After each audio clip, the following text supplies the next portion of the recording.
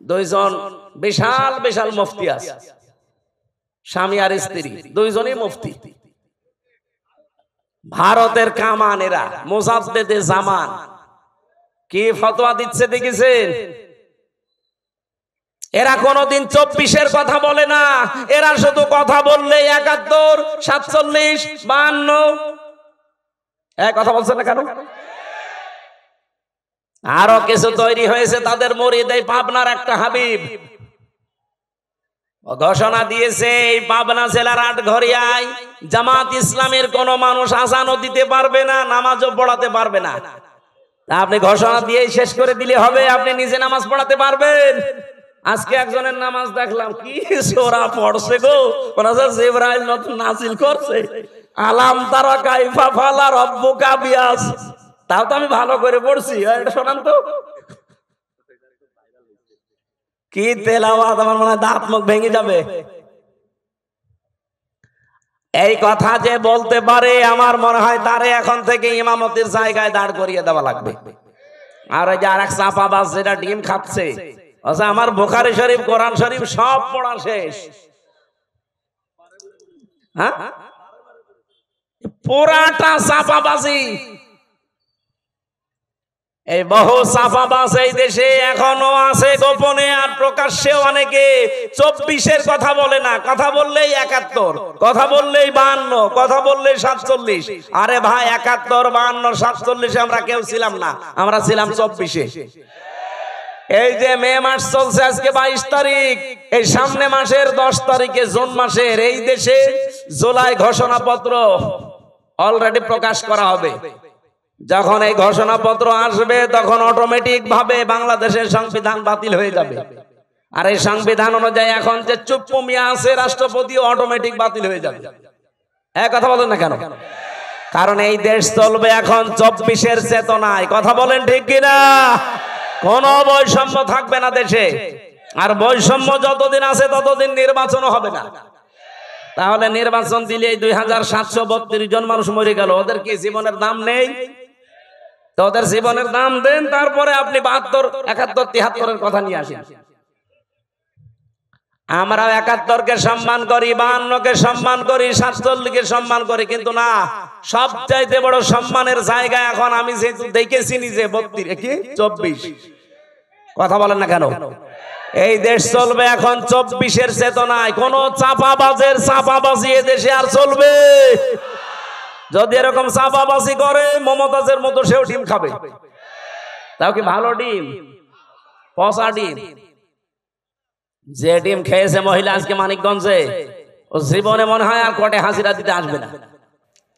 আমার ভাইরা, এই জন্য আমাদের সতর্কতার বিষয় হচ্ছে, আমরা এখন কাবিলের মতো না, আমরা এখন হাবিলের মতো অবস্থানে যাব। ভাই যা করেন করেন, আপনার ওই পায়ে পা দিয়ে ঝগড়া করতে চান, আমি এখন ঝগড়ার ভেতরে নেই, আমি আছি আমাকে সংশোধন করে জনগণের সামনে আস্থাভাজন হিসাবে তৈরি করা।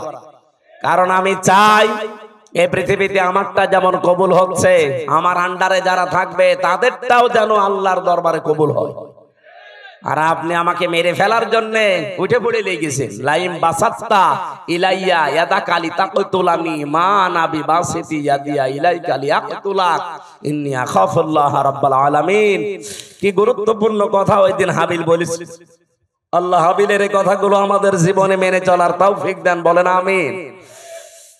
এজন্য দুনিয়ায় যত অন্যায় কাজ আছে, এই অন্যায় কাজের সাথে পরিচয় আমাদের আজকে না, কালকে না, বহুদিন আগের।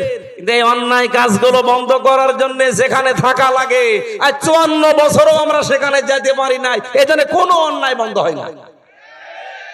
ওই জায়গায় যাওয়ার জন্য আজ বাংলাদেশ চেষ্টা করছে যে ওখানে যদি যেতে পারি, ভালো কাজ কোনটা ও মন্দ কাজ কোনটা ঠিক আমি তো আগেই জানি, ওগুলো শুধু এখন বাস্তবতায় রূপ দেব। আমি বললাম যাদেরকে যে ভালো কাজে বাংলাদেশে আদেশ নেই, অনুরোধ আছে, একদল আবার বলবে হুজুর আপনি আমাদেরকে খোঁচা দিলেন। আপনাদের খোঁচা দিয়েছি? আপনি তো আদেশ করতে জীবনেও পারেন না, আপনি তো অনুরোধ করেন, চলো ভাই সলিমুদ্দিন নামাজ পড়তে যায়। এটা কি আদেশ না অনুরোধ? বলেন বলেন। ইসলামের কোন কাজ অনুরোধ আছে? নেই। সব কাজ ডু ইট, এটা কর, এইরকম আদেশ। এবার আসেন ওয়ায়ানহাউনা আনিল মুনকার, যারা অন্যায় কাজে বাধা দেয়। আমরা বলি যে অন্যায় কাজে নিষেধ করে, কে বলেছে আপনাকে? অন্যায় কাজে এখানে বাধা দেওয়ার নিষেধ করা এক জিনিস না। ও বাবা সলিমুদ্দিন, এই গাছটা কেটো না, এটা নিষেধ করলাম। কিন্তু এটা যদি মানে বাধা দিতে হয়, তাহলে যে ওই গাছ কাটবে তার চাইতে আমার শক্তিশালী হওয়া লাগবে। এক কথা বলেন না কেন? এদেশে এরকম শক্তিশালী জায়গায় আমরা আছি। তাহলে চাঁদাবাজি যারা করে, এখানে যে যদি বলে ভাই না এ কাজ ভালো না, আস্তাগফিরুল্লাহ, ও বলবে রাখেন আপনার আস্তাগফিরুল্লাহ, টাকা দেন। আমরা আজ অন্যায় বন্ধ করার জন্য যে বাধার প্রাচীর তৈরি করা দরকার, যে সিস্টেম গুলোতে যাওয়া দরকার, ওই লাইনে আমরা নেই। এই জন্য আজ এই দেশে কোনো অন্যায় এখনো পর্যন্ত বন্ধ নেই, প্রকাশ্যে গোপনে চলছে। আমার কুষ্টিয়াতে কালকে কুমারখালী থানায় গাজী কালুর চম্পাবতীর গান হয়তো অর্ধ উলঙ্গ নাচ, এগুলো চলছে আবহমান কাল থেকে। এবার বাংলাদেশ জামাত ইসলামী ইসলামী ছাত্র শিবির বলেছে না, আমাদের এই থানায় এই এরিয়ার ভেতরে এই গনার কাজ আমরা করতে দেব না। নিষেধ শুধু না, বাধার প্রাচীর তৈরি করেছে, প্রতিবন্ধকতা সৃষ্টি করেছে। এখন এদের চাইতে যারা আরেকটু উপরে আছে বসে কি এই দুই দল লেগে গেছে। কালকে হাসপাতালে দেখেন কত মানুষ ভর্তি। আমার তো মনে হচ্ছে এখনো পর্যন্ত দেশে কেউ হাবিল কেউ কাবিল কাজ করছে। এ রাজশাহীতে নদী নেই, কি নাম কি, পদ্মা। পদ্মায় যে স্রোত চলে, আমি আর আবুল কালাম আজাদ সাহেব যদি বলি এই স্রোত বন্ধ হয়ে যা, সূরা ফাতিহা পড়ে ফু দিয়ে দিলাম, হবে? আবুল কালাম আজাদ আর আমির হামজান আমাদের বাবারা আসলেও হবে না। কাবা শরীফের ইমাম এনে কাজ করেন, তাও হবে না। এই স্রোত বন্ধ করার জন্য প্রাচীর দেওয়া লাগবে, বাঁধ দেওয়া লাগবে, প্রতিবন্ধকতা সৃষ্টি করা লাগবে। এটা বুঝেছেন? এটা বুঝেছেন? 500 অন্যায় কাজ চলছে এই দেশে এখনো পর্যন্ত, একটাও বন্ধ করার জন্য সে বাধা প্রাচীর নেই, বাঁধ নেই। এমনকি আমরা যে এখানে শক্তিশালী হয়ে দাঁড়াবো সেই পর্যায়ে এখনো যেতে পারিনি। আমরা উত্তম হলাম কি দিয়ে? এই দুইটা করার পরে অতুকমিনুনা বিল্লাহ, যারা আল্লাহর উপরে ঈমান আনে, এগুলোর 3 নম্বরে আমরা ওইটা নিয়ে বসে আছি। আল্লাহ তুমি একজন আছো, তা আল্লাহ একজন আছো এ কথা তো আবু জেহেলও বলতো। কি আপনি কি মনে করেন যে আবু জেহেল কোনদিন বলে না যে আল্লাহ একজন আছে? না, ও প্রতিদিন বলতো। কাবা শরীফে বদরের ময়দানে যাওয়ার আগে কাবার গিলাফ ধরে বলছে আল্লাহ তুমি একজন আছো আমি জানি। আজকে মুহাম্মদের বিরুদ্ধে অস্ত্র নিয়ে যাচ্ছি যুদ্ধ করার জন্য বদরের ময়দানে, সত্যের পক্ষে যে আছে তাকে তুমি বিজয় দিও। ওর দোয়াও কবুল হয়ে গেছে, কারণ ও তো সত্যের পক্ষে ছিল। বলেন বলেন। তা আপনি যদি মনে করেন প্রথম দুইটা তা'মুরুনা বিল মারুফ নেই, তানহাউনা আনিল মুনকার নেই, তুকমিনুনা বিল্লাহ করে বসে আছেন, তো প্রথম দুইটা মানা লাগবে না? আমরা যে শ্রেষ্ঠ, এই শ্রেষ্ঠত্বের কারণ এইগুলো। আজ এই জায়গাগুলোতে যাবার জন্য ইসলামপন্থী যারা, তারা যদি চেষ্টা করে, যদি কেউ খারাপ মনে করেন যায় এদের রাজনীতি করার শখ, এদেরও চেয়ারের লোভ, এরা চেয়ারে যেতে চায় আপনার মতো 620টা বাড়ি বানানোর জন্য না, এরা যেতে চায় এই দেশের মানুষের ভাগ্য উন্নয়ন করার জন্য। এদের যদি এরকম শখ থাকে যে আমি 620টা বাড়ি বানাবো, একটাও ভোট দেবেন না।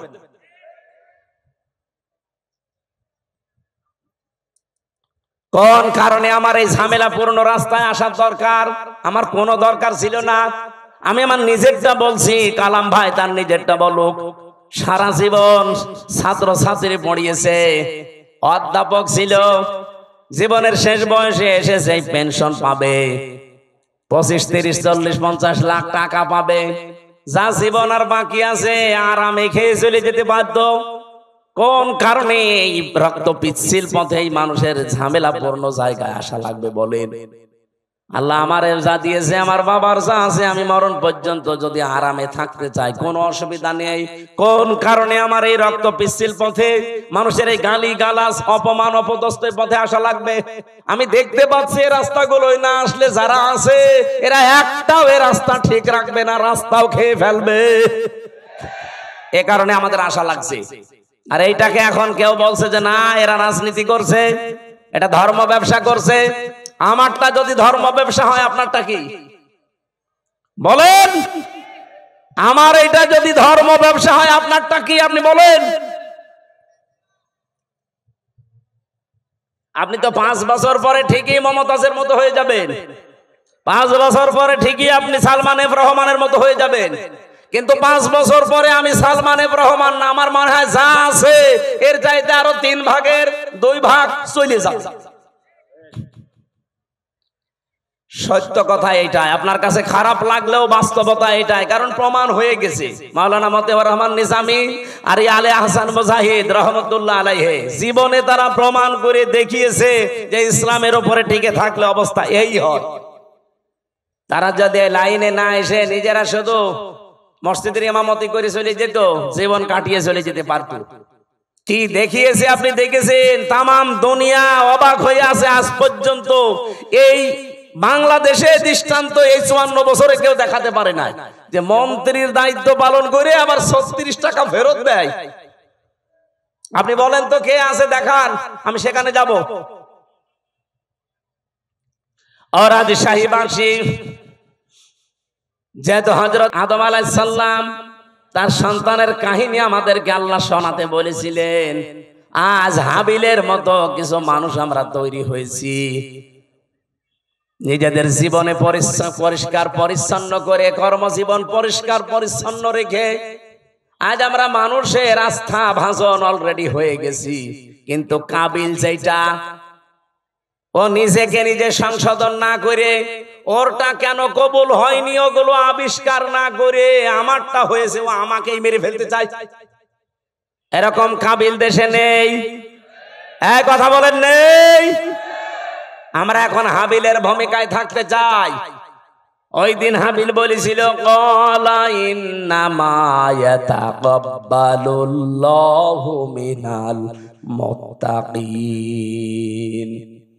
এখানে যারা আরবি গ্রামার বোঝে জিজ্ঞাসা করেন, ইন্নার পরে যদি মা আসে বাংলা অর্থ দাঁড়ায় একমাত্র, কেবলমাত্র, শুধুমাত্র, হবেই হবে, এইটাই।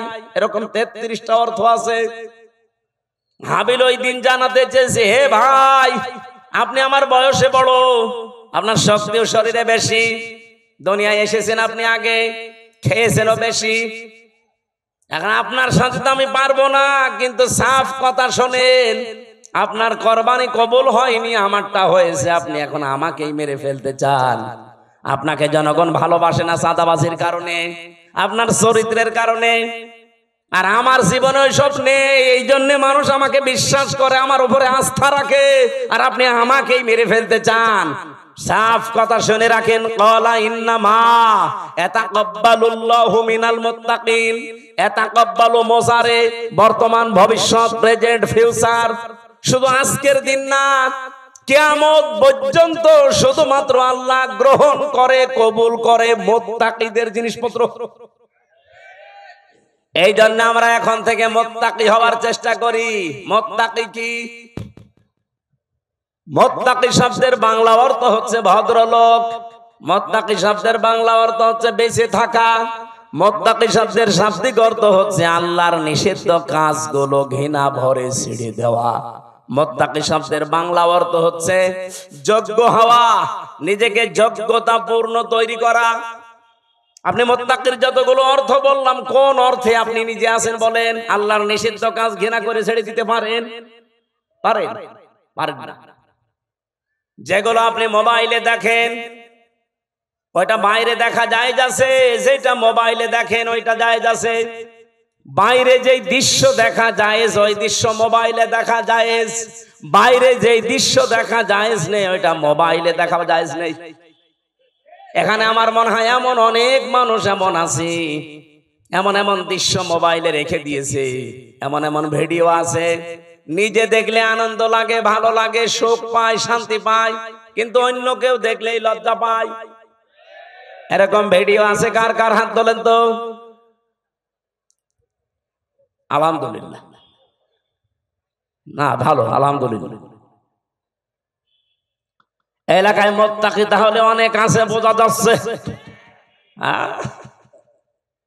এক্ষুনি আমি চেক করবো জিহাদরে দিয়ে। যাও তো, একটা একটা করে মোবাইল চেক করে দেখো, এমন এমন ভিডিও যদি থাকে যেটা নিজে দেখলে আনন্দ পায়, অন্য দেখলেই লজ্জা পায়। যারা ঠিক বললো যে একটা একটু ওঠেন তো দেখি আল্লাহর ওলি, যাওয়ার আগে ডিলিট করে দেবে। মুত্তাকি হওয়া ছাড়া কিছুই কবুল হবে না জীবনে। আদম নবীর সন্তান হাবিল এইটা জানিয়েছিল তার ভাইকে। এজন্য আজ যারা কাবিলের ভূমিকায় আছেন, জোর করে জবরদস্তি করে উল্টা পাল্টা করে শক্তি দেখিয়ে সন্ত্রাসী কায়দায় আবার অনেকে চেষ্টা চালাচ্ছে যে যাব। কোথায় যাবেন? যাবেন কি করে? আপনি মুত্তাকি হন নাই তো আপনাকে জনগণ গ্রহণ করবে না, আল্লাহ তো গ্রহণ করবেই না। এই জন্য জাল মাল দিয়ে চেষ্টা করে যাচ্ছি যে আমরা মুত্তাকি হব। আমাদের পূর্বপুরুষরাও মুত্তাকি ছিল। এই কথা বলেন না কেন? তারা অন্যায় অবৈধ কাজ যেমন ঘৃণা করে ছেড়ে দিয়েছে, তারা নিজেকে যোগ্যতা সম্পন্ন তৈরি করেছে। অনেকে বলে হুজুররা কিছু চালাতে পারবে না। চালাতে পারে নাই। কৃষি মন্ত্রণালয়, শিল্প মন্ত্রণালয় নিখুঁত ভাবে চালিয়েছে, আর এমন নিখুঁত ভাবে চালিয়ে দেখিয়েছে বাংলাদেশে ইতিহাস হয়ে আছে শিল্প মন্ত্রণালয়টা। আজ পর্যন্ত কেউ রেকর্ড ভাঙতে পারে নাই। মাওলানা মতিয়ার রহমান নিজামী রহমতুল্লাহ আলাইহি যখন শিল্প মন্ত্রী ছিলেন, আমি নিজে ওই সময় দর্শনা মাদ্রাসায় পড়ি চুয়াডাঙ্গায়। ওই যে কেরুস মিল নাম শোনেননি? চিনির মিল, কেরুর মদ, ওই জায়গায় উনি গিয়েছিলেন। ওই সময় একজনকে পাঠিয়েছিলেন এমডি করে। এই যে সৎ মানুষ চেয়ারে থাকলে যে কি হয়, আর 54 বছরে সেখানে 1 টাকা লাভ হয়নি, অথচ ওই 5 বছরে 5 বার প্রত্যেকবার লাভ হয়েছে। সুবহানাল্লাহ বলতে পারেন নাই? এরকম মানুষগুলো শুধু শিল্প মন্ত্রণালয় না, যত মন্ত্রী আছে সব যদি এইরকম মানুষ হতো না, এ দেশটা ওই মালয়েশিয়ার মতো 2004 সাল থেকে দাঁড়িয়ে যেত। তো দাঁড়াবে কি করে? দাঁড়াবে কি করে যাদেরকে দায়িত্ব দেওয়া হয়? এত বড় চোর পৃথিবীতে নেই। 36,000 কোটি টাকা একটা দরবেশ চুরি করেছে। ওর দিকে তাকালে আমার কোটে আমার সাথে দেখা হয়তো মাঝে মাঝে। এই 3 বছরই ওর সাথে বহুবার দেখা হয়েছে। মাঝে মাঝে দেখতাম ওর মাথার চুল থেকে পায়ের তালু পর্যন্ত, মানে পায়ের তালুর নিচে যেটা থাকে ওই যে স্যান্ডেল, ওইটা পর্যন্ত সাদা। আমার মনে হয় ভেতরেও সাদা।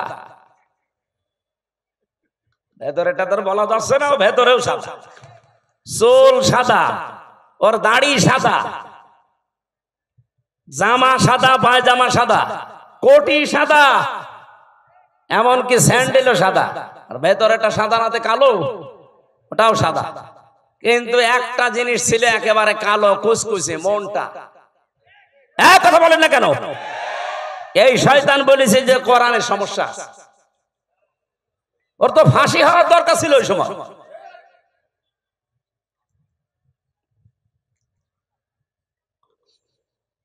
আমি তো বাস্তব কথা শোনাতে চাচ্ছি। এই এমডি কে উনি পাঠিয়েছিলেন রাত 3:30টার সময়, যে উনি জয়েন করেছে। চিন্তা করছে আজকে আমি একটা চমক দেখাবো। একেবারে মেন গেটে যে দারোয়ান আছে তারে বলছে আপনি এখান থেকে একটু নিরাপদ দূরত্বে থাকেন, আপনার পোশাকটা আমারে দেন। ওই যে হাটে একটা লাঠি নিয়ে বসে থাকে, লাঠি নিয়ে দারোয়ানের মতো বসে আছে।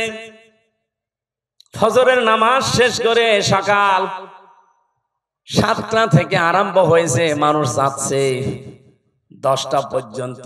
এরপরে ডিউটি আর এক দলের আসবে। তখন বাজে 11:45।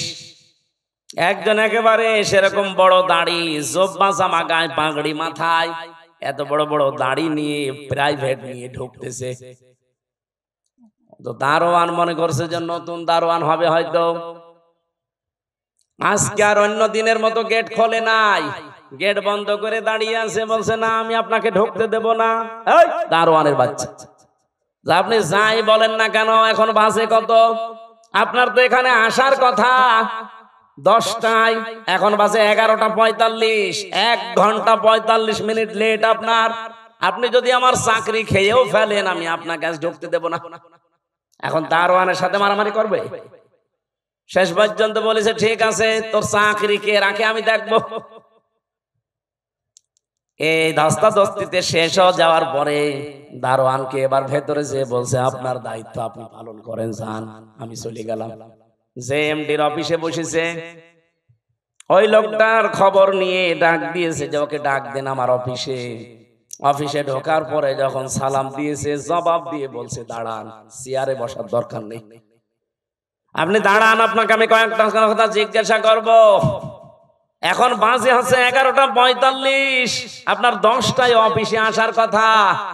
আপনি যে মুখে দাঁড়িয়ে রেখেছেন, এই দাঁড়িয়ে আপনার জন্য না, কারণ এই দাড়ি যিনি রাখতেন তিনি কাজে এভাবে ফাঁকি দিতেন না।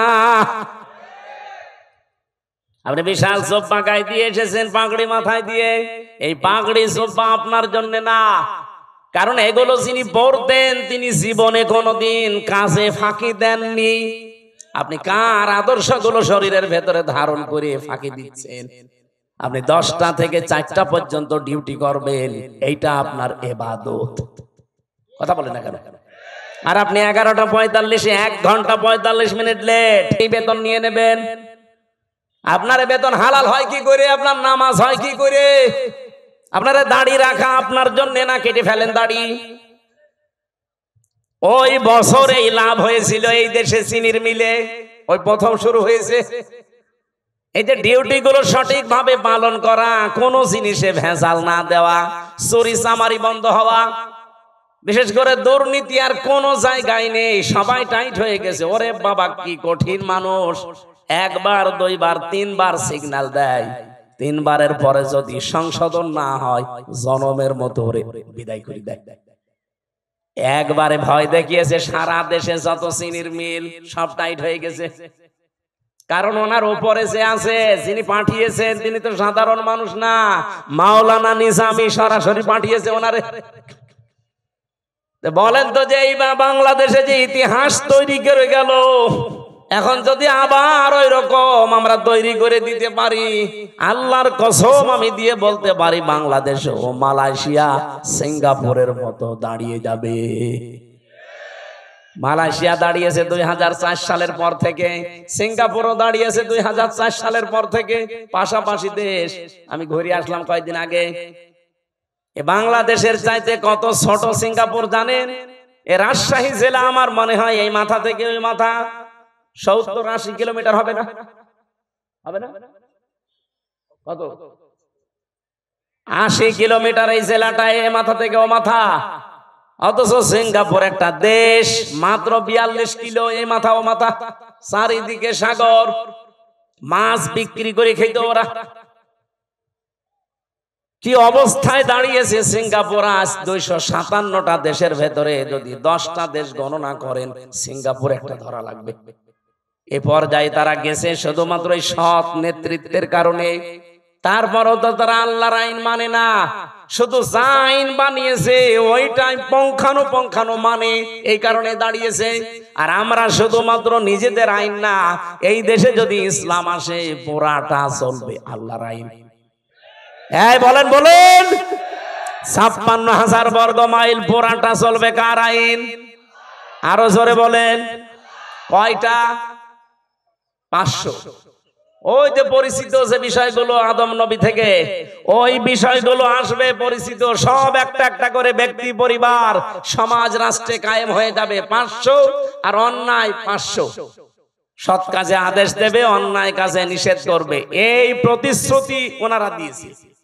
অন্য দলের ভেতরে যদি এই প্রতিশ্রুতি থাকে যে আল্লাযীনা ইম্মাক্কান্নাহুম ফিল আরদি আকামুস সালাত ওয়া আতাবুজ যাকাত ওয়া আমারু বিল মারুফ ওয়া নাহাউ আনিল মুনকার ওয়ালিল্লাহি আকিবাতুল উমুর, যেই দলের কর্মসূচিতে এই 4টা আছে আপনি তাকে এবার ভোট দেবেন, সে যেই হোক। আমি কারো দলে বিদলে নাই, এই 4টা কর্মসূচি যার কাছে পাবেন তাকে এবার ভোট দেবেন। আর আমি যেহেতু নিজে দেখতেছি এই মানুষগুলো এই গ্যারান্টির উপরে আছে, এরা কথা দিয়েছে যদি ইসলামে দেশে সংসদে যায় প্রথমেই তারা নামাজের বিল আনবে। ওনারা জিজ্ঞাসা করেন, যদি বলেন না আমি নামাজের বিল প্রথমে আনবো না, আমি সুদের বিল আনবো, ওরা একটা ভোট দেবেন। 2 নম্বরে ওরা যাকাতের বিল কায়েম করবে, যে যাকাত ভিত্তিক অর্থনীতি কায়েম হবে এখন থেকে। 3 নম্বরে ভালো কাজ, যেটা পরিচিত কাজ, ওগুলো জারি হবে, এগুলো আদেশ হবে আইনের মাধ্যমে। আর অন্যায় যতগুলো আছে অন্যায় সব বন্ধ হবে, বাধার প্রাচীর তৈরি করা হবে। এটা যদি আজ বাংলাদেশে ইসলাম থাকতো, কুমারখালী এই গাজী কালুর চম্পাবতীর এই অর্ধ উলঙ্গ নাচের অনুমতি দিত, এটার জন্য মারামারি হইতো। আইন পাশ করে সব অন্যায় কাজগুলো বন্ধ করে দিত। আমরা সূরা মারইয়ামের 41 থেকে তেলাওয়াত আরম্ভ করেছি। তেলাওয়াত কিন্তু আয়াত থেকে তাফসীর আকারে কথা বলা, সময় বেশি হয়ে যাচ্ছে, একটু সময় দেন আমার। আজকে যেহেতু মাহফিল আজকে একটা, তো এই জন্য একটু বেশি সময় নিচ্ছি। মাহফিল যতক্ষণ চলে আয়াতটা শেষ না হতে থাকবেন। মোনাজাতের পরে আমার এই যে গাড়ি আছে, এটা আমার গাড়ি না, এই গাড়ি থেকে আমার লিখিত যে বইগুলো আছে মেয়েদের উপরে পুরুষদের উপরে, ওটা নিয়ে যেয়ে পড়বেন। বই মানুষকে ঠকায় না, পড়বেন, আপনার ভাগ্য খুলবে ইনশাআল্লাহ। জবান খোলে সূরা মারইয়ামের 41 নম্বর আয়াত, এখান থেকে আমরা আরম্ভ করব। যেহেতু সামনে আর 15 দিন পরে গুরুত্বপূর্ণ যে দিবসটা, এই দিবসটা আদম নবী থেকে যদিও আরম্ভ হয়েছে, কিন্তু আমরা সুন্নত হিসাবে পশু জবাই করার এই নিয়ম পেয়েছি আমাদের জাতির পিতা ইব্রাহিম আলাইহিস সালাম থেকে। সেখান থেকে এখন আমরা আরম্ভ করছি। প্রথম অংশ শেষ, দ্বিতীয় অংশ শুরু হচ্ছে। ওয়াযকুর ফিল কিতাবি ইব্রাহিম, আল্লাহ পাক বলেন আলোচনা করো, বর্ণনা করো। কিতাবের ভেতরে আমি ইব্রাহিম আলাইহিস সালামের যে কাহিনী বর্ণনা করেছিলাম, এটা আপনি আপনার উম্মতদের কাছে বর্ণনা করেন। ইন্নাহু কানা সিদ্দীকান নাবিয়্যা, নিশ্চয় সে ছিল একদিকে সত্যবাদী আর একদিকে নবী। এটা বাংলা অর্থ ছিল আয়াতের। এবার আমরা তাফসিরে যাচ্ছি। সূরার নাম সূরা মারইয়াম। কি নাম বলেন বলেন? অনেকে বলে সূরা মরিয়ম, না, মরিয়ম বলে কোন শব্দ কোরআনে নেই। কোরআনে আছে সূরা মারইয়াম। মারইয়াম বলেন বলেন। কিয়ামতের ময়দানে এই নামটা এত দামি নাম। আল্লাহ রাব্বুল আলামিন এটাকে ইজতিবা জানিয়েছেন, যেটা আমি মনোনীত করেছি, নির্বাচিত করেছি, পছন্দ করেছি। নামটা হযরতে মরিয়মের নাম দুনিয়াতে যারা রাখে মারইয়াম, কিয়ামতের ময়দানে আল্লাহ যখন মানুষকে মাফ করতে আর কিচ্ছু পাবে না, যার নামের সাথে মারইয়াম, ফাতিমা এরকম নাম যাদের মিল আছে, কিয়ামতের দিন আল্লাহ নামের ওসিলায় তাদের শেষ পর্যায়ে মাফ করে দেবে। এই জন্য আশা করছি আমাদের সন্তানাদি যারা এখন আসতেছে, আসবে, নামটা আপনি অর্থবোধক এবং সিস্টেমে রাখবেন। কিয়ামতের দিন যেন আল্লাহ অন্তত নামের ওসিলায় হলেও তাকে মাফ করে দেয়। অনেকগুলো আয়াত আমার আল্লাহ সূরা মারইয়ামের ভেতরে দিয়েছেন। ৯৮টা আয়াত আমরা কোরআনে কারিমে পেয়েছি। এই সূরার ভেতরে মাত্র একটা আয়াত পড়েছি, আয়াতের নাম্বার ৪১। আল্লাহ নিজে যখন আমার শব্দ দিয়ে আরম্ভ করলেন অজকুর, শব্দটা ছিল ওয়া উজকুর, আসল শব্দ হচ্ছে যাকারা, যেটাকে আমরা বাংলায় এই দেশের মানুষ জিকির বলে জানি। জিকির মানে স্মরণ করা। জিকির মানে কি? আমি এই রাজশাহীতে এর আগে আমি জিকির শব্দের উপরে আলোচনা করেছিলাম। জিকিরের ১৯টা অর্থ আছে পুরা কোরআনে। সামারাইজ করে আমি ৫টা পর্যন্ত বলেছিলাম রাজশাহী স্টেশনের পাশে। জিকির মানে স্মরণ করা, জিকির মানে কোরআন, জিকির মানে উপদেশ, জিকির মানে আল্লাহর আইন, জিকির মানে নামাজ বা সালাত। এই ৫টা অর্থেরই আবার ব্যাখ্যা আছে। যেহেতু আজকে আমার জিকির নিয়ে আলোচনা না, শব্দটা এসেছে আয়াতের প্রথমে, এই জন্য জিকির বলতে আমি যেটা আছে কোরআনে ওটা টাচ দিলাম। আর জিকিরকে কোন মানুষ যখন ইবাদত হিসাবে নিতে চায়, মাস্ট বি তাকে চারটা শব্দকে বেছে নেওয়া লাগবে জিকির হিসাবে। সুবহানাল্লাহ, আলহামদুলিল্লাহ, লা ইলাহা ইল্লাল্লাহ, আল্লাহু আকবার। রাজশাহী ভাষায় এটা রেকর্ড হচ্ছে, তো এই জন্য বললাম আজ বাংলাদেশে যে ভেজাল চলছে জিকিরের নামে, বহু জায়গায় চারটা শব্দের বাইরে জিকির নেই। বলেন বলেন, এই যে তাহিরি সাহেব যে জিকির গুলো আরম্ভ করেছে, এগুলো এই চারটা শব্দের ভেতরে পাবেন।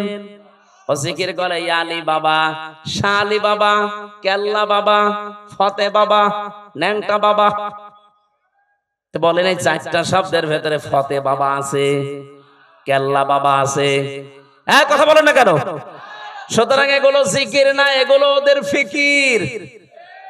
এ বাংলার মানুষেরা সতর্ক হন, জিকির করবেন চারটা শব্দ দিয়ে, কারণ এটা ইবাদত। কোন মানুষ আল্লাহর জিকিরকে খণ্ডন করতে পারবে না। যারা আজকে আল্লাহর চারটা শব্দকে আলাদা আলাদা করে ডাকে, তাদের জিকির হয় না। কেউ যদি বলেন আল্লাহু আকবার, আকবার আকবার হবে না, কি বলা লাগবে? আল্লাহু আকবার বলা লাগবে। তাহলে এটা জিকির হবে, প্রতিটি অক্ষরে 10টা করে নেকি হবে। কারণ আল্লাহর কালেমা খণ্ডন করা জায়েজ নেই। অতাম্মাত কালিমাতু রাব্বিকা সিদকাও ওয়া আদলা লা মুবাদদিলা লিকালিমাতিহি ওয়া হুয়াস সামিউল আলিম। বলেন আল্লাহু আকবার। এখানে 3টা বিষয় লেখা আছে আয়াতের ভেতরে। আল্লাহ বলেন আমার কোরআন পরিপূর্ণ সত্য কথা দিয়ে। 2 নম্বরে আমার কোরআন ইনসাফ দিয়ে পরিপূর্ণ। 3 নম্বরে আমার কোরআনের কোনো কথা রদ বদল নেই, পরিবর্তন নেই। আযারুল্লাযীনা ইউলহিদুনা ফি আসমাই, এটা পাবেন সূরা আরাফ 9 নম্বর পারা 13 নম্বর পৃষ্ঠার 5 নম্বর লাইনের 180 নম্বর আয়াতের মাঝের অংশে আছে। যত তাফসিরে দেখবেন এইটাই লেখা পাবেন। আল্লাহ বলেন আমার নামকে তোমরা এলহাদ করবা না। এলহাদ মানে বলেন বলেন, এলহাদ মানে পাল্টিয়ে ফেলা, এলহাদ মানে পরিবর্তন করা, উলট পালট করে ডাকা। বাংলার মানুষেরা আল্লাহ যেহেতু এলহাদ করলে নিষেধ করেছেন, সুতরাং আজকে থেকে আমরা আর শুধু আকবার আকবার না, আল্লাহু আকবার জিকির করব। শুধু সুবহান সুবহান না, সুবহান আল্লাহ জিকির করব। শুধু আলহামদ আলহামদ না, আলহামদুলিল্লাহ বলবো। শুধু লাইলা লাইলা না, লা ইলাহা ইল্লাল্লাহ বলবো। এর বাইরে যদি কেউ জিকিরের কোন শব্দ আবিষ্কার করেন, দলিল দেওয়া লাগবে। এই কথা বলছেন কেন? বলেন বলেন। হ্যাঁ, আপনি সব সময় মুখে জারি রাখতে পারেন একটা শব্দ, সেটা হচ্ছে আস্তাগফিরুল্লাহ। আস্তাগফিরুল্লাহ সব সময় মুখে জারি রাখবেন। শুধু টয়লেটে আর স্বামী স্ত্রীর ব্যবহারের সময়, এই 2টা সময় বাদ দিয়ে সব সময় মুখে জারি রাখতে পারেন কি? আস্তাগফিরুল্লাহ। বলেন আস্তাগফিরুল্লাহ, আস্তাগফিরুল্লাহ। মনে যখনই আপনার আনমনা হয়ে যাবে, এই শব্দটা মুখে জারি রেখে দেবেন। বিশ্বনবী বলেন এটা যার জীবনে যত বেশি থাকবে, আমার আল্লাহ জান্নাতে তার নিয়ামত তত বেশি বৃদ্ধি করে দেবে। জান্নাতের খাজানা বলা হয় একটা শব্দকে, নাম হচ্ছে লা হাওলা ওয়ালা কুওয়াতা ইল্লা বিল্লাহ।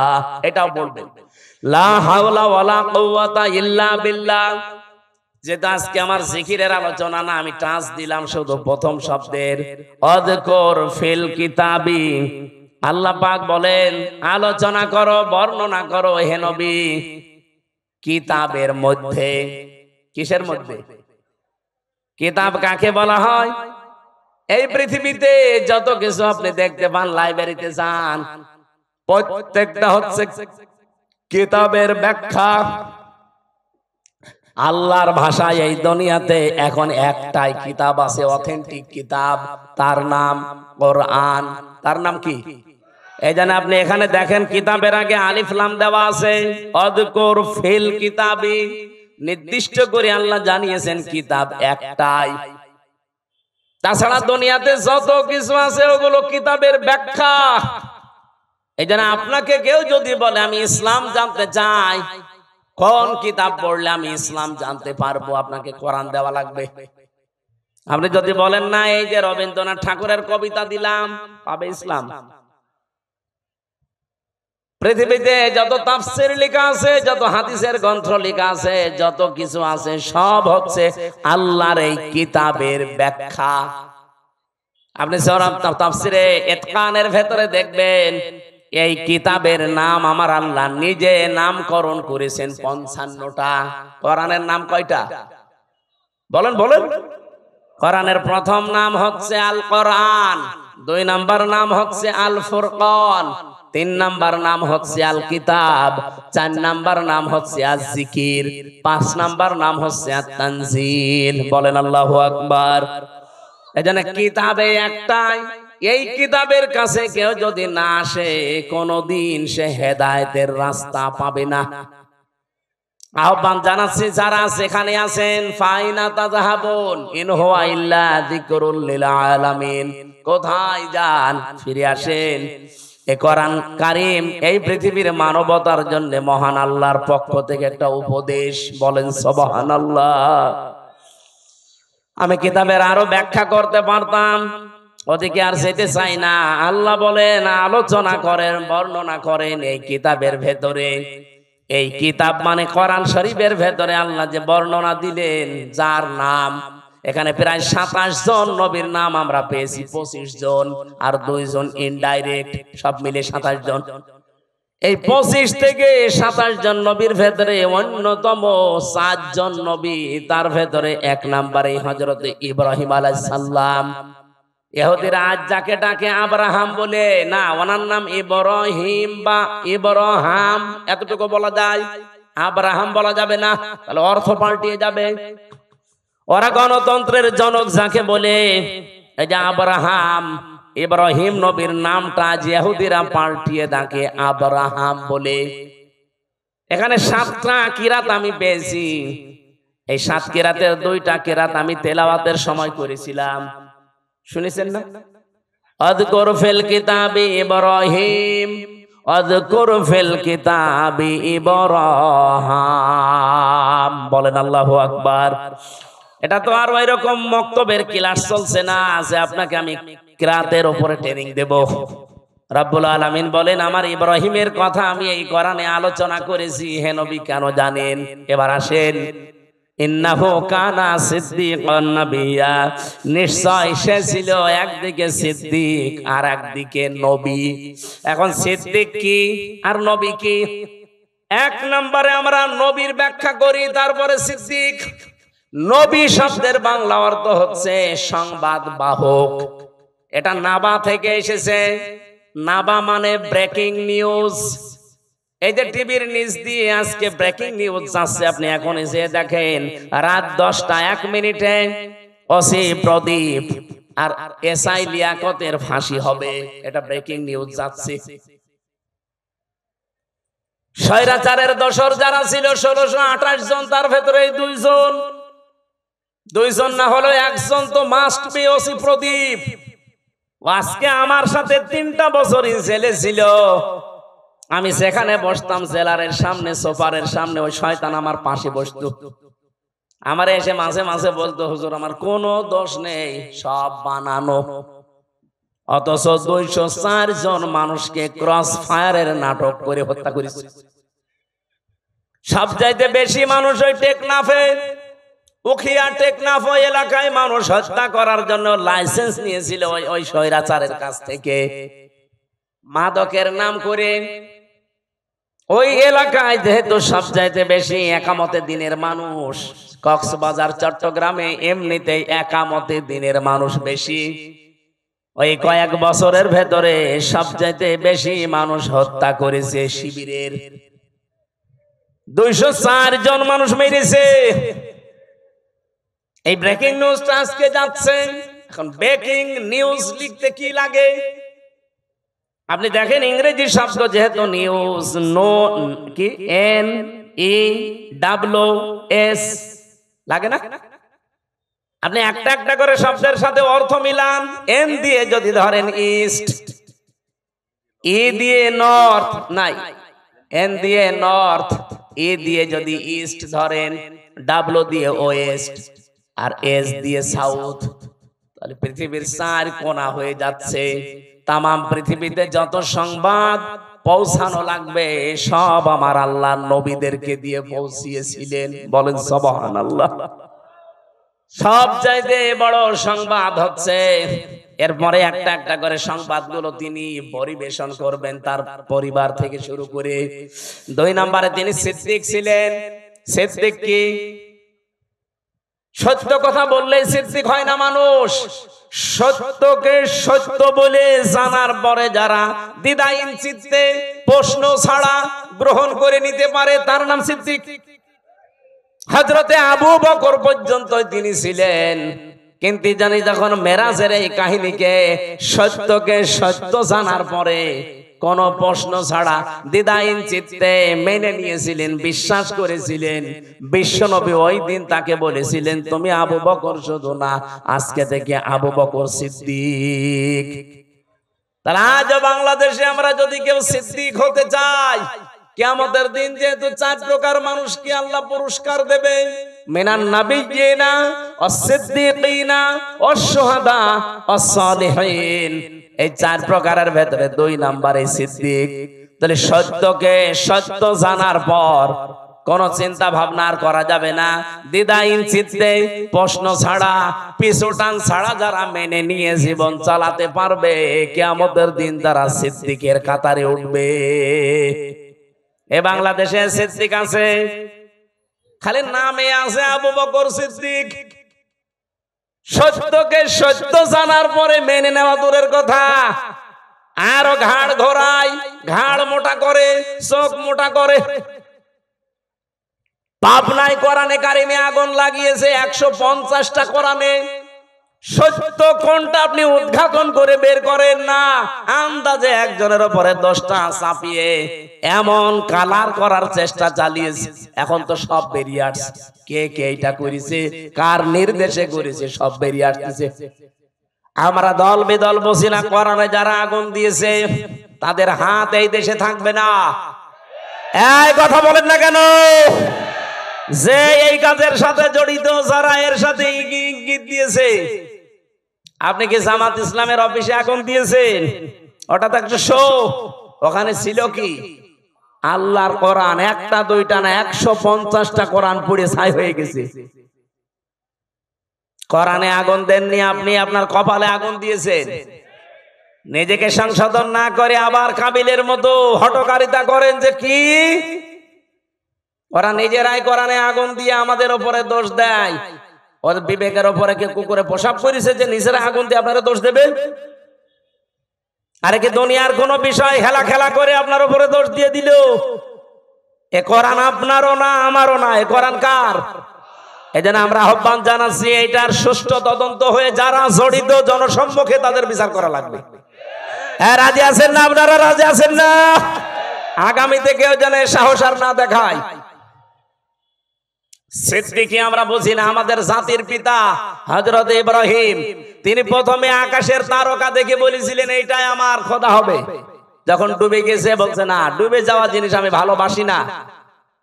যখন চাঁদ দেখলেন বললেন এটা আর একটু বড়, এটা আমার বড় খোদা। বলেন না, এইটাও ডুবে গেছে, মানি না। সকালবেলা যখন সূর্য দেখলেন বলেন হাজা আকবার, এর চাইতে বড় জিনিস আর নেই, এটাই আমার বড় খোদা। ওইটা যখন সন্ধ্যাবেলা ডুবে গেল তিনি ডাক দিয়ে বললেন না, ইন্নী ওয়াজ্জাহতু ওয়াজহিয়া লিল্লাযী ফাতারাস সামাওয়াতি ওয়াল আরদা হানিফা ওয়া মা আনা মিনাল মুশরিকিন। আমি আজ আমার চেহারাকে ঘুরিয়ে দিলাম ওই আল্লাহর দিকে যিনি আকাশ আর জমিনের উদ্ভাবক। আমি একনিষ্ঠ ভাবে মন থেকেই ঘুরে এসেছি। আমি মুশরিক। বাংলার মানুষেরা জাতির পিতা ইব্রাহিম তিনি নিজে খোঁজ করে করে সত্যকে উদ্ঘাটন করেছিলেন, আর আমরা সেই জাতির পিতার সন্তান। চোখে আঙ্গুল দিয়ে দেখিয়ে দিলেও আমরা সত্যকে সত্য হিসাবে মানতে চাই না। এই কথা বলেন না কেন? আপনি জাতির পিতা ইব্রাহিমের সন্তান আর নেই, তিনি সত্যকে খুঁজে নিয়েছিলেন, আর আমাদেরকে সত্য আঙ্গুল দিয়ে দেখিয়ে দেওয়া হয়, তারপরও মানতে তো চাই না। সত্য কেউ নিয়ে আসলে তাকেও মেরে ফেলতে চায়। হযরত ইব্রাহিম বলেছিলেন, ইয ক্বালা লিআবিহি ইয়া আবাতি লিমা তা'বুদু মা লা ইয়াসমা'ু ওয়া লা ইউবসিরু ওয়া লা ইউগনি আনকা শাইআ। হে আমার বাবা, কেন আপনারা ইবাদত করেন যেটা কানে শোনে না, চোখে দেখে না, কোনো উপকারও করতে পারে না? ওই জামানায় যেহেতু সবচেয়ে বেশি প্রচলন ছিল মূর্তির পূজা করা। ইব্রাহিম নবীর বাবার নাম ছিল আজর বা তারিক। উনি নিজে হাতে মূর্তি বানাতেন আর ওটা বাজারে বিক্রি করতেন, সেল দিতেন, খুব দামি দামি মূর্তি। ইব্রাহিম নবীকে দিয়ে মূর্তি বিক্রি করার জন্য বাজারে পাঠাতেন। তাফসিরে লিখেছে ওনাকে একবার ঝুড়ির ভেতরে, বড় বিশাল একটা ঝুড়িতে অনেকগুলো মূর্তি মাটির তৈরি করা, বসে বাজার নিয়ে যাও, বিক্রি করে আসো। বাজারে নিয়ে যাওয়ার পরে এক জায়গায় রেখে দিয়েছে। কেউ তো নিচ্ছে, কেউ নিচ্ছে না। চিন্তা করে অনেকগুলো তো বেঁচে আছে, কি করা যায়? মনের ভেতরে ওই যে উনি সত্যের সন্ধান যেহেতু আগেই পেয়েছিলেন, বাবাকে এত করে বুঝিয়েছেন যে বাবা এখানে শোনে না, চোখে দেখে না, উপকারও করতে পারে না, আপনি এর পেছনে সময় দেন, শ্রম দেন, এর কাছে মাথা নত করেন। বাবা তো মানে নাই, বলছে এটা আমার ব্যবসা, এটা করলে অনেক কিছু আয় হবে। প্রতিমধ্যে নিজে নিজে একটার সাথে আর একটা ঠোকর লাগিয়েছে। মাটির জিনিস, শুকনা জিনিস একটার সাথে আর একটা মারে ভেঙে যায়। বাড়িতে ঝুড়ি ভর্তি করে নিয়ে এসে বলছে, বাবা এই দেখেন রাস্তায় মারামারি করে এদের অবস্থা। আমার মনে হয় বিশ্বে আজ যারা মুশরিক আছেন, যারা মূর্তি পূজা করেন, বিবেকের উপরে যদি কুকুরে পেশাব করে না দেয়, বিবেক যদি কারো কাছে বন্ধক না রাখেন, নিজের হাতে তৈরি করা জিনিসের সামনে জীবনও আপনি মাথা নত করবেন না। অনেককে দলিল দিয়েছিলেন, প্রথমে যুক্তি দিলেন, বাবা মা লা ইয়াসমাউ ওয়া লা ইউবসিরু ওয়া লা ইউগনি আনকা শাইআ, যে কানে শোনে না, চোখে দেখে না, আপনাকে আমি এত করে বোঝালাম, আর এখন আপনি বলছেন যে ভেঙ্গে ভেঙ্গে তারা নিজেরা মারামারি করে মরে গেছে। আমি আপনাকে বোঝালাম যে ওরা নিজেরা মারামারি করে, আপনি বিশ্বাস করেন না। আপনি বলছেন না ওরা তো কথা বলতে পারে না। কথা যেহেতু বলতে পারে না, কানে শুনতে পারে না, বিপদে পড়লে আমারে বাঁচাতেও পারে না, তাহলে এর সামনে আপনি মাথা নত করেন কেন? বাবা তখন লাজবাব হয়ে গেছে। হযরত ইব্রাহিম দেখলেন আমার বাবা যখন অন্তত এখন আর জবাব দিতে পারে না, তখন তিনি বলেছিলেন, ইয়া আবাতি ইন্নী ক্বাদ জাআনি মিনাল ইলমি মা লাম ইয়াতিকা ফাত্তাবি'নি আহদিকা সিরাতান সাবিয়্যা। হে আমার বাবা, আমার কাছে একটা জ্ঞান এসেছে, ওই যে তিনি তিনটা জ্ঞানের মাঝখানে পেলেন, তারকা, সূর্য আর চন্দ্র দেখে দেখে একটার পর একটা যখন ডুবে যায়, তার ভেতর থেকে ওই যে জ্ঞানটা, এই জ্ঞান উনি পেয়েছিলেন কোন জায়গা থেকে? ওই যে একেবারে প্রথম ক্লাস, ওই ক্লাসে আদম নবী, পৃষ্ঠদেশে ইব্রাহিম নবী ছিলেন না? বলেন বলেন। ওই দিন থেকে তিনি জেনেছিলেন। এটা হয়তো অনেকের চাপা পড়ে থাকে, এই জন্য প্রকাশ করতে চায় না। নবীদের যেহেতু আল্লাহ কন্ট্রোল করছেন, ওই জ্ঞানটা ওনার কাছে আমার আল্লাহ উদ্ভাসিত করে দিয়েছেন, জাগরণ করে দিয়েছেন। ডাক দিয়ে বললেন, বাবা আমার কাছে যে জ্ঞান এলেম এসেছে, আপনার কাছে ওইটা নেই, আর আপনার কাছে থাকলে ওইটা চাপা পড়ে আছে। আপনাকে আমি আহ্বান জানাচ্ছি, আপনি আমার অনুসরণ করেন, তাহলে আপনাকে আমি সহজ সরল পথ দেখাতে পারবো। ইয়া বাতিলা তা'বুদিশ শাইতানা ইন্নাশ শাইতানা কানা লির-রহমানি আসিয়া।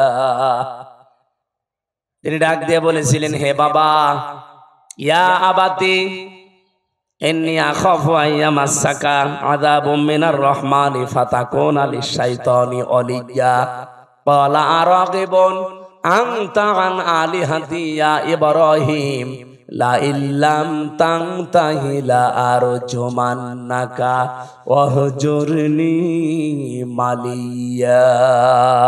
বলেন সুবহানাল্লাহ। হযরত ইব্রাহিম এত সুন্দর করে তার বাবাকে বুঝিয়েছিলেন। আজও তামাম বিশ্বের মুশরিকদেরকে নবীর উম্মত যারা আমরা এইভাবে করে বোঝাতে চাচ্ছি, তো মানুষ বোঝা তো দূরের কথা, ওই জামানায় ইব্রাহিম নবীর বাবা যা বলেছিল আজ আমার মনে হচ্ছে বাঙালি জাতি আমাদেরকে তাই বলছে।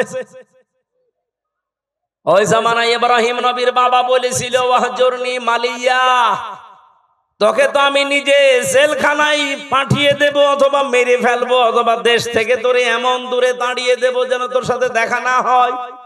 এ কথাগুলো আজ বিভিন্ন ভাষায় আমাদের উপরে চাপিয়ে দিচ্ছে, বিভিন্ন কায়দায় আজরের বংশধর দ্বারা তারা।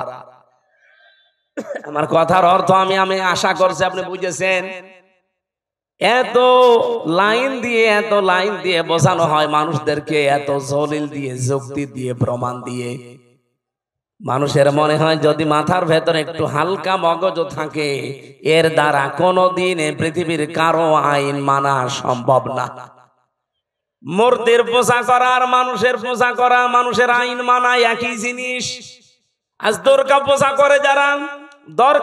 করে যারা জিনিস একই, ওরা দুর্গা বানিয়েছে, এরা দুর্গা বানিয়েছে। হিন্দুরা আজ দুর্গা পূজা চালাচ্ছে আর মুসলমানেরা দুর্গা পূজা চালাচ্ছে, জিনিস একই। কথা বলেন।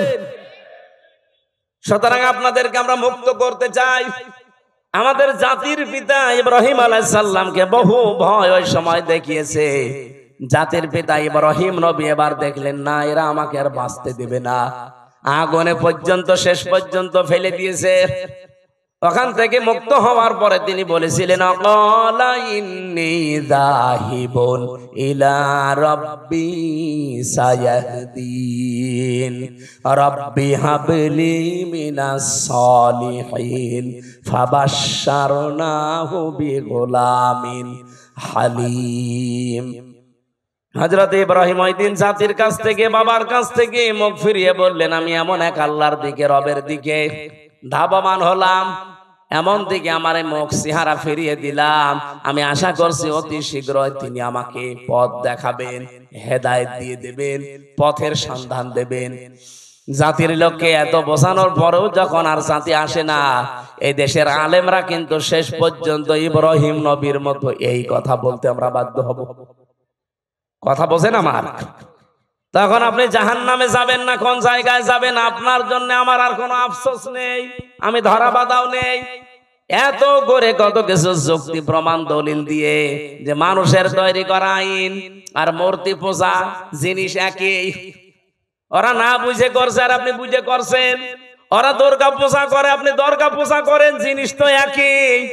ফিরে আসেন, ফিরে আসেন, ফিরে আসেন।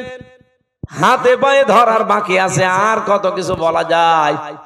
হযরত ইব্রাহিম ওই দিন নিজের একটা শক্তি, সমর্থন, হাতের একটা লাঠি, এইটার জন্য তিনি দোয়া করতে আরম্ভ করলেন। একদিন, 2 দিন, 3 দিন না, 86 বছর, যে রব্বি হাবলি মিনাস সালিহিন, হে আল্লাহ আমারে তুমি একটা নেককার সন্তান দাও যে আমার লাঠি হিসাবে কাজ করতে পারে।